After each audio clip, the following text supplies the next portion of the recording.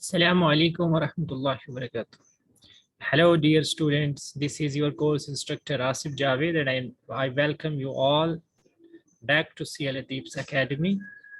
आज हम बहुत ही इम्पॉर्टेंट टॉपिक्स पढ़ेंगे नंबर थ्योरी के। अब हमारी नंबर थ्योरी जो है वो ऑलमोस्ट एंडिंग पे पहुंच चुकी है।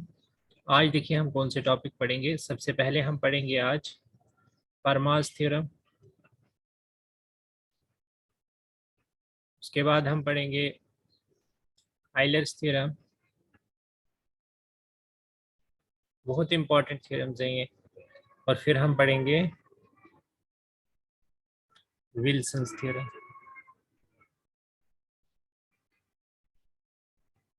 इन थ्योरम्स के बारे में आज हम डिस्कस करेंगे। आइए सबसे पहले हम देखते हैं कि फर्मास थ्योरम क्या होता है। फिर मैं आपको इनकी एप्लीकेशन भी बताऊंगा कि इनकी एप्लीकेशन एक्चुअल में है क्या। So let us start from Fermat's theorem.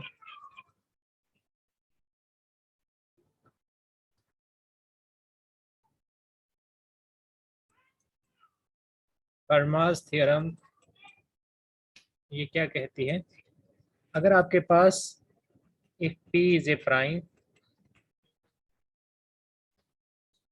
and A is such that P does not divides A। अगर आपके पास एक P प्राइम है और P A को डिवाइड नहीं करता है, देन फर्मास थ्योरम ये कहती है कि A की power P minus 1 this is congruent to 1 modulo P। 1 modulo P। Example आप देखिए,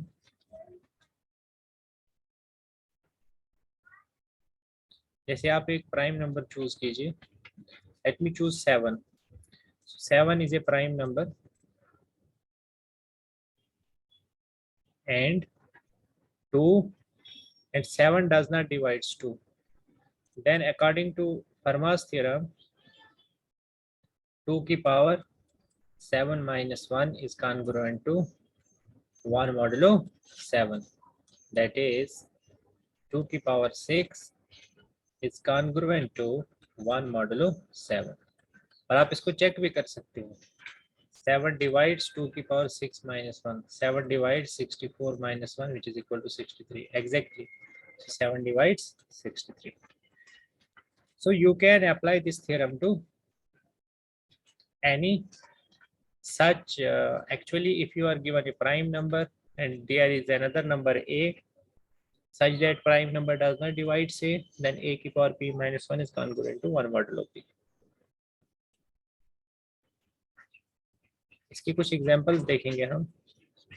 चलिए पहले हम आइलर्स थ्योरम को भी आपके सामने एक्सप्लेन कर देते हैं। सो व्हाट इज आइलर्स थ्योरम? कुछ इसको यूलर्स पढ़ते हैं और this is Euler's theorem. Euler's theorem, it states that if GCD of A and N is equal to 1, यदि A और N रिलेटिवली प्राइम हो तो आइलर्स थ्योरम ये कहती है A raised to power phi of N this is congruent to 1 modulo N। अगर आप A और N का GCD, आपके पास कोई भी दो नंबर्स हैं A और N, such that GCD of A और N क्या है 1, तो इस केस में A की power phi N should be congruent to 1 modulo N। चलिए एक एग्जांपल देखते हैं, प्रूफ नहीं करेंगे हम, एग्जांपल देख लेते हैं। चूज कीजिए दो नंबर्स। सपोज मैं एक नंबर लेता हूँ 7, एक नंबर लेता हूँ 10। क्लियर? 7 और 10 का GCD 1 है, then according to Euler's theorem 7 की power phi of 10 is congruent to 1 modulo 10। अब फी की पावर 10, इसको मैं रिपीट नहीं करूंगा, प्रीवियस लेक्चर आप देख लीजिए, वहां से आपको पता चल जाएगा फी ऑफ 10 कैसे निकालते हैं। This will come out to be 4। So 7 की power 4 is congruent to 1 modulo 10 and you can check it out that 10 will definitely divide 7 की पावर 4 minus 1। अगर आप चेक करना चाहते हैं देख लीजिए, 7 into 7 into 7 into 7 this is 49 into 49, 9 9s are 81, 8 9 4 are 36 और 8 This is 44. 4 9 are 36 plus 6, carry on 3, 4 4 the 6 and 3 19. This is 1 6 4 0 1 9 4 30 14. This is 2401. So 2401 minus 1. So 10 divides 2400. बिल्कुल सही है. So this is Euler's theorem. Clear है. अब finally हम देखते हैं Wilson's theorem. उसके बाद हम इन सब की एग्जांपल्स देखेंगे वन बाय वन और देखेंगे कि एप्लीकेशन है क्या इनकी. How are they helpful to us. Wilson theorem भी यही कहती है कि अगर p एक प्राइम नंबर है, if p is a prime number, then p minus 1 का factorial this is congruent to minus 1 modulo p. अगर p एक प्राइम नंबर है तो p माइनस 1 का फैक्टोरियल किसके कॉन्ग्रुएंट होता है, माइनस 1 मॉडुलो p के. एग्जांपल लेते हैं. सपोज मैं लेता हूं 2. 2 is a prime number of course. इसका मतलब 2 माइनस 1 का factorial should be congruent to minus 1 modulo 2. Let us see. 2 minus 1 का फैक्टोरियल कितना हो जाएगा, 1 factorial. This is congruent to minus 1 modulo 2. अगर ऐसा है तो फिर 2 किसको डिवाइड करना चाहिए, 1 factorial is equal to 1. This is 1 minus minus 1. So 2 divides 1 plus 1, that is 2 divides 2. Clear है, सिंपल. चलिए कोई और प्राइम नंबर लीजिए. सपोज 7 लेते हैं. दैट मीन्स 7 माइनस 1 का factorial should be congruent to minus 1 modulo 7. 7 minus 1 का फैक्टोरियल कितना हो गया, 6 factorial. This is congruent to minus 1 modulo 7. देखते हैं 6 फैक्टोरियल होता कितना है. 6 into 5 into 4 into 3 into 2 into 1. 6 5 30, 34 120, 123 360, 360 2 720. So 720 is congruent to minus 1 modulo 7. देखते हैं. So ये हो जाएगा 7 divides 720 minus minus 1. That is 7 divides 721. देखते हैं सच में ऐसा होता है. 7 1 7. उसके बाद 21 2. 21 को आप देखिए सॉरी 2 फिर 7 0 0. 2 में से 0 गया, बाकी 2 1 को उतारिए. 7 3 21. So clearly this divides this. Clear है. तो ये हो गया आपका विल्सन्स थ्योरम. थोड़ा सा मैं क्विकली रिवाइज करता हूँ क्या पढ़ा हमने. उसके बाद हम इन डेप्थ इनकी एग्जांपल्स करेंगे और इनकी एप्लीकेशंस देखेंगे हम.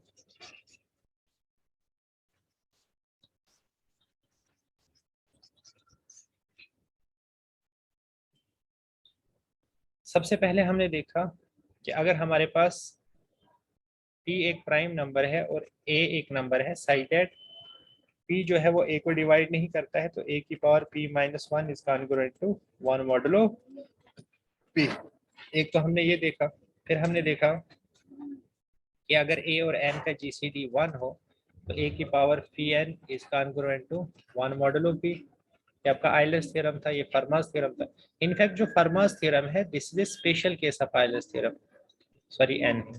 अगर आप n को p ले लो, अगर आप n को क्या ले लो, p ले लो, तो a की पावर पर ले सकते हैं हम, क्योंकि हाँ n को अगर आप p ले लो तो a की power p is congruent to 1 modulo p. यानी अगर a और p का GCD आप क्या ले लो, 1 ले लो, तो a की power p is congruent to this. But p किसके इक्वल होता है, p minus 1 congruent to 1 modulo p. तो ये जनरल है जो आपका आइलर्स थ्योरम है, और फर्मास थ्योरम जो है वो इसके अंदर कंटेंट होता है. और फाइनली हमने देखा कि अगर p कोई भी प्राइम है तो p माइनस 1 फैक्टोरियल जो है वो कॉन्ग्रुएंट होता है माइनस 1 मॉडुलो p के. आइए अब इसको वन बाय वन हम इनकी एग्जांपल देखते हैं. Let us start from Fermat's theorem.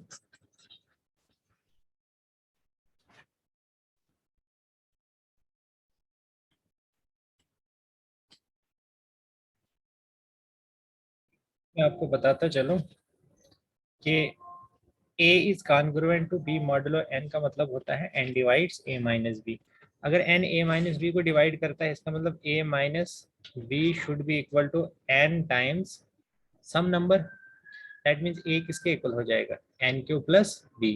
अब जरा गौर से देखिए b क्या है, b is basically the remainder when a is divided by n। जब a को हम n से डिवाइड करते हैं उस वक्त जो रिमाइंडर हमें मिलता है वही है b। अब देख सकते हैं because n divides a minus b, so a minus b is equal to n times some cube. तो इसी तरह से a is equal to n cube plus b, so b is the remainder obtained when a is divided by n। मतलब थोड़ा सा bold लिखता हूँ, इसका मतलब ये जो b होता है ये रिमाइंडर होता है। ये क्या होता है, ये रिमाइंडर होता है जब हम a को किससे डिवाइड करते हैं, जब a को हम n से डिवाइड करते हैं उस वक्त जो रिमाइंडर हमें मिलता है वही यहाँ पे क्या होता है, b होता है। बात समझ आई? इसको हम ऐसे भी लिख सकते हैं, a modulo n is congruent to b। Clear है? अब बेसिकली इसका यूज कहाँ पे होगा, कभी कभार हमें ऐसा दिया गया होगा, एक नंबर हमें a दिया गया होगा और हमें बताया गया होगा कि जब a को हम n से डिवाइड करते हैं बोलो रिमाइंडर क्या आएगा। किसी कोई नंबर हमें बहुत बड़ा नंबर दिया गया होगा जो कि ऐसे मैन्युअली कैलकुलेट करना इजी नहीं है, और हमें ये बताया जाएगा कि बताओ कि अगर हम n से a को डिवाइड करें बोलो रिमाइंडर क्या होगा। दैट मीन्स हमें क्या पूछा जा रहा है, हमें b फाइंड करना है। दैट मीन्स हमें a मॉडुलो n फाइंड करना है, because b is what, a modulo n, और a is what, b modulo n, they are modulo of each other. तो a मॉडुलो n हमें फाइंड करना है। तो a मॉडुलो n अगर हम फाइंड कर लेते हैं तो हमें क्या मिल जाएगा, b मिल जाएगा। So let us see how we can do this. हम कोई एग्जांपल ले लेते हैं।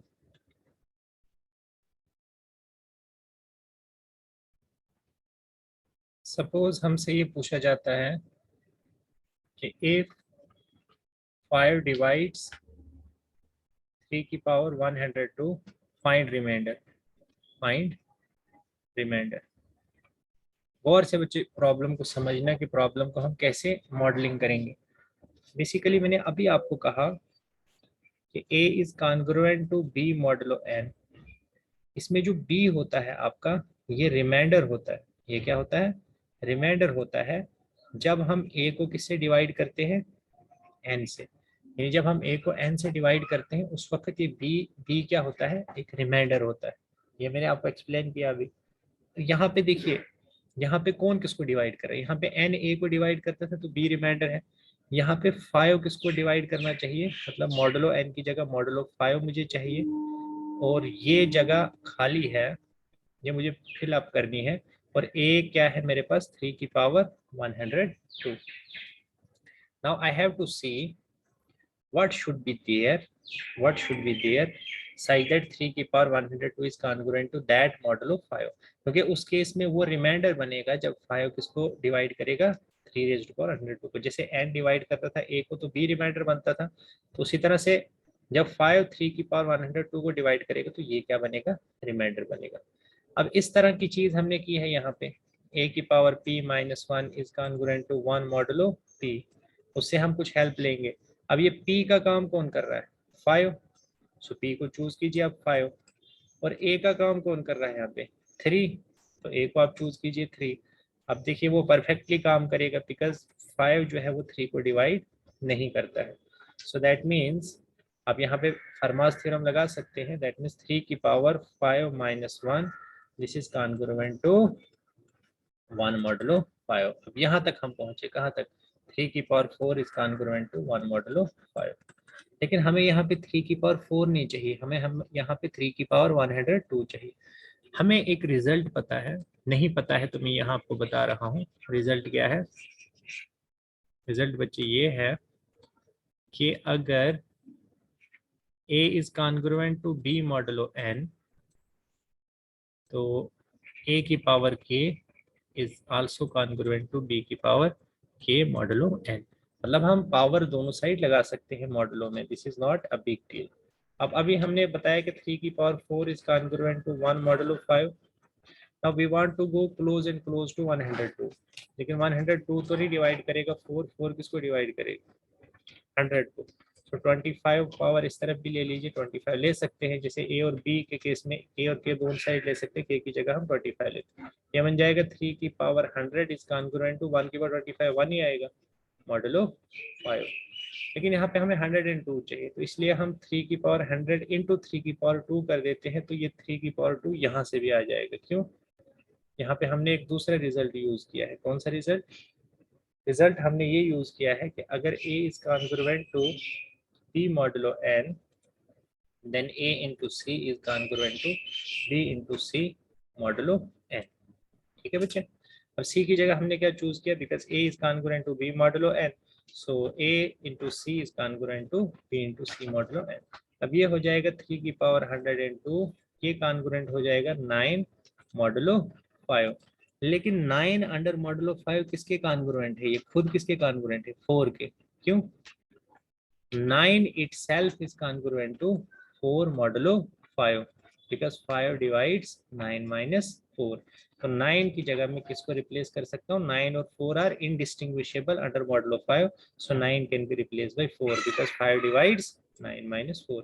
तो कुल मिला के मुझे क्या मिला? 3 की power 102 is congruent to 4 modulo 5। Indirectly 3 की power 102 is congruent to 4 modulo 5। तो अब देखिए, जब 5 से आप डिवाइड करेंगे इसको, तो रिमाइंडर क्या आएगा? 4। तो देखिए कितनी इंटरेस्टिंग चीज है। So what is remainder? Remainder is equal to 4। So this is how we use Fermat's theorem. Clear है? चलिए कुछ और एग्जांपल्स देख लेते हैं। देखिए, आप जनरली आपसे कभी कभी क्या पूछा जाता है, आपसे पूछा जाता है कि आप यूनिट डिजिट फाइंड कीजिए, आप लास्ट डिजिट भी कहते हैं उसे कि यूनिट डिजिट फाइंड कीजिए, या लास्ट 2 डिजिट फाइंड कीजिए, या लास्ट 3 डिजिट फाइंड कीजिए। आपसे क्या पूछा जाता है? लास्ट डिजिट, इसी तरह से लास्ट 2 डिजिट्स या लास्ट 3 डिजिट्स किसी भी नंबर के। जब कोई नंबर किसी को डिवाइड करता है, सिंपली सॉरी, आपसे पूछा जाता है लास्ट डिजिट या लास्ट 2 डिजिट से लास्ट 3 डिजिट्स फाइंड कीजिए। सपोज अगर आपको किसी भी नंबर से रिलेटेड पूछे जाते हैं, इसके लास्ट डिजिट पूछा जाता है, तो आपको क्या फाइंड करना है? इसका n मॉडुलो 10। इस नंबर का अगर आपको लास्ट डिजिट फाइंड करना है तो n मॉडुलो 10 फाइंड कीजिए। अगर इसके लास्ट 2 डिजिट फाइंड करने हैं तो n मॉडुलो 100 फाइंड कीजिए। अगर इसी नंबर का आपको लास्ट 3 डिजिट फाइंड करने हैं तो n मॉडुलो 1000 फाइंड कीजिए। क्लियर है? एग्जाम्पल से क्लियर कर। जैसे आपको 7 की पावर 81 का फाइंड करना है लास्ट डिजिट। ठीक है बच्चे, मतलब आपको क्या फाइंड करना है? 7 की पावर 81 अंडर मॉडुलो 10। गौर से देखना, इसमें हम आइलर्स थ्योरम का यूज करेंगे। आइलर्स थ्योरम के केस में यहाँ पे ए का काम कौन करेगा? हमें देखना है क्या ये आइलर्स थ्योरम यहाँ पे अप्लाई कर सकते हैं। ए का काम करेगा 7 और एन का काम कौन करेगा? 10। यही होता है, ये आपका ए होता है और ये आपका एन होता है। और 7 और 10 का जीसीडी कितना है? 1। तो आइलर्स थ्योरम क्या कहती है? अगर ऐसा हो जाए तो 7 की power 3 of 10 this is congruent to 1 modulo 10। Okay, ये मतलब 7 की पावर 5 ऑफ 10 होता है 4 इज कॉन्ग्रुएंट टू 1 मॉडुलो 10। अब आपको यहाँ 4 नहीं चाहिए, यहाँ पे आपको 81 चाहिए। तो सबसे पहले तो ये देखिए आप कि अगर 7 की पावर 4 जो है, if 7 की power 4 is congruent to 1 modulo 10, तो हमने देखा था पावर हम दोनों साइड ले सकते हैं। 7 की पावर 4 की पावर 20 is congruent to 1 की पावर 20 मॉडुलो 10। अभी मैंने पीछे भी इसका जिक्र किया था। इसका मतलब 7 की power 80 is congruent to 1 modulo 10। लेकिन हमें 81 चाहिए, तो हमें पता है हम दोनों साइड सेम कांस्टेंट से मल्टीप्लाई कर सकते हैं। यहाँ भी 7 से कीजिए, यहाँ भी 7 से कीजिए, मॉडुलो 10। तो कितना आ जाएगा? 7 की power 80 plus 1 that is 81 is congruent to 7 modulo 10। तो मिल गया हमें, यही हमें फाइंड करना था। किसी भी नंबर का यूनिट डिजिट फाइंड करना है तो उसका मॉडुलो 10 हमें फाइंड करना होता है। तो कर लिया मॉडुलो 10 हमने इसका फाइंड, मतलब 7 की पावर 81 मॉडुलो 10 किसके इक्वल हो गया, दिस इज कॉन्ग्रुएंट टू 7। तो यही जो रिमाइंडर होता है हमारा, यही बन जाता है हमारा यूनिट डिजिट। सो 7 की पावर 81 मॉडुलो 10 यही क्या बन जाएगा हमारा यूनिट डिजिट। इसका मतलब जब इस नंबर को आप एक्सपेंड करोगे तो उस नंबर का जो लास्ट डिजिट होगा वो क्या होगा आपका 7 हो जाएगा। ठीक है, तो देखिए ऐसे मैनुअली इसको करना कितना डिफिकल्ट है।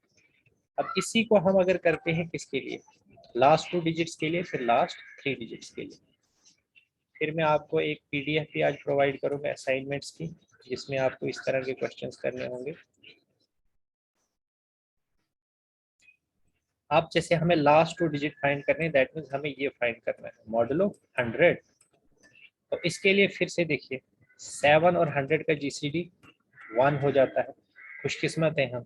इसका मतलब 7 की power phi of 100 is congruent to 1 modulo 100।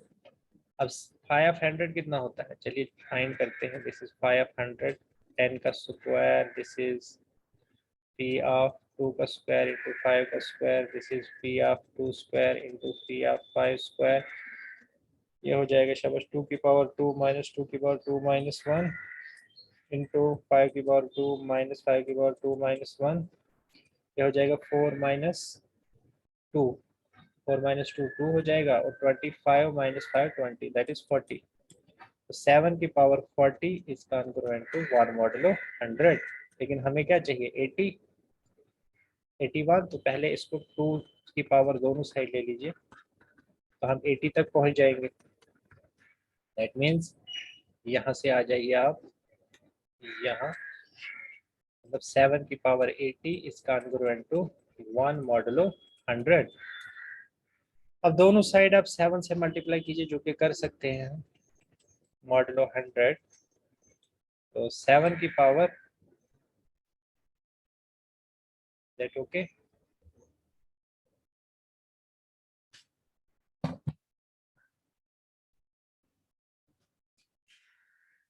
Everything is okay.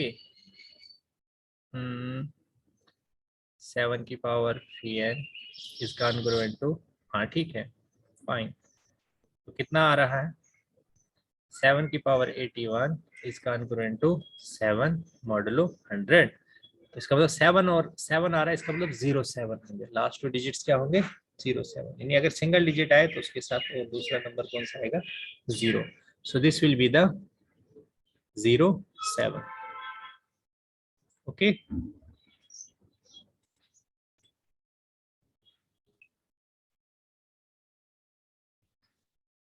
अब मैं आप बच्चों को कुछ असाइनमेंट्स दूंगा, तो आप बच्चे खुद से भी कोशिश कीजिएगा।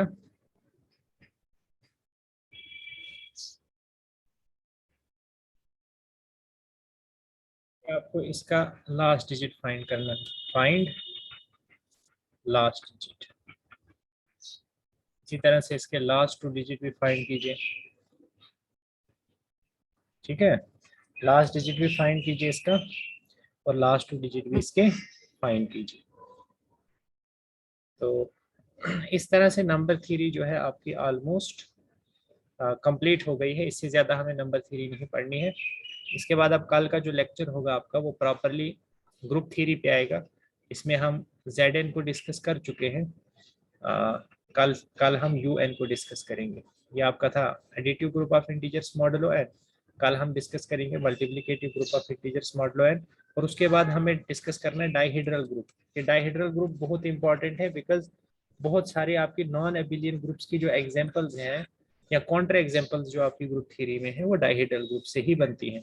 तो डाइहेड्रल ग्रुप को हम कल डिटेल में पढ़ेंगे, और UN को यानी यूनिट्स ऑफ, जो आप कह सकते हैं यूनिट्स ऑफ Zn, इनको कहते हैं units of Zn। So this is multiplicative group.